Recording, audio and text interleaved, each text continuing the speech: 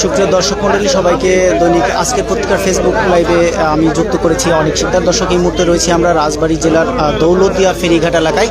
আপনারা জানেন দর্শক যে আজ বিকাল 5:15 নাগাদ কিন্তু একটি যাত্রীবাহী বাস এই পদ্মা নদীতে যাত্রীসহ কিন্তু ডুবে যায়। সেই যাত্রীবাহী বাস উদ্ধার কার্যক্রম চলছে, সেটি আমরা এখন দেখানোর চেষ্টা করছি। সেই বাসটির কিন্তু কিছু অংশ কিন্তু আসলে পানির উপরে উঠে এসেছে। দর্শক, এখন আমরা সবশেষ এর মধ্যে আসলে কোনো যে লাশ, যে মানুষের অনেক মানুষ কিন্তু প্রায় অর্ধশতাধিক মানুষ কিন্তু এই বাসটিতে ছিল, এমনটি কিন্তু আসলে তথ্য আমাদের কাছে আছে। দেখা যাক দর্শক যে এখন পর্যন্ত আসলে এর মধ্যে কোনো মানুষের লাশ আসলে আমরা দেখতে পাই কিনা। দর্শক, আপনারা দেখছেন যে দৌলতদিয়া ফেরিঘাট থেকে যে যাত্রীবাহী বাসটি ছিল, সেই যাত্রীবাহী বাসটি কিন্তু এখন ফায়ার সার্ভিসের যে টিম রয়েছে, সেই টিমটি কিন্তু আসলে এই যাত্রীবাহী বাসটি উদ্ধার করছে। সেটি আমরা আপনাদেরকে সরাসরি দেখানোর চেষ্টা করছি আজকের পত্রিকার ফেসবুক লাইভে। আপনারা সবাই সংযুক্ত থাকবেন আমাদের সাথে।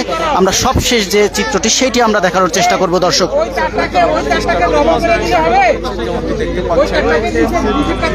দর্শক, আপনারা দেখছেন যে এখানে কিন্তু যে যাত্রীবাহী দুর্ঘটনা কবলিত যে যাত্রীবাহী বাসটি ছিল, সেটি কিন্তু আসলে পানির উপরে আস্তে আস্তে কিন্তু উঠে আসছে। এখন এর মধ্যে আসলে কোনো লাশ রয়েছে কিনা সেটি কিন্তু আসলে একটু পরেই আসলে জানা যাবে যে এটির মধ্যে আসলে কোনো লাশ রয়েছে কিনা। দর্শক, বিকাল 5টার পরপরই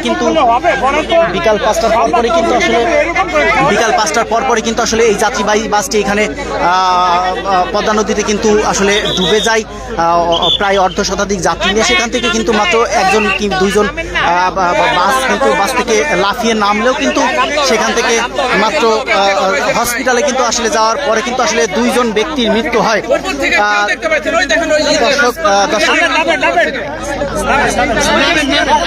দর্শক, আপনাদেরকে আমরা দেখানোর চেষ্টা করতেছি।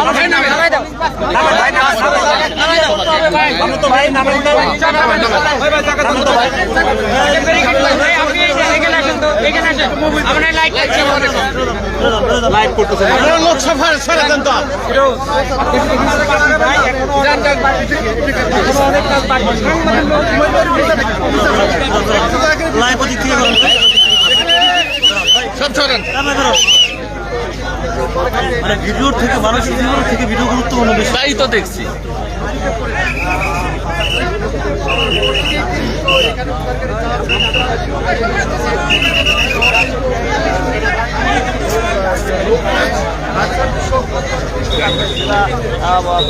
সুলতান আক্তার তিনি কিন্তু এখানে রয়েছে, আপনারা দেখতে পাচ্ছেন।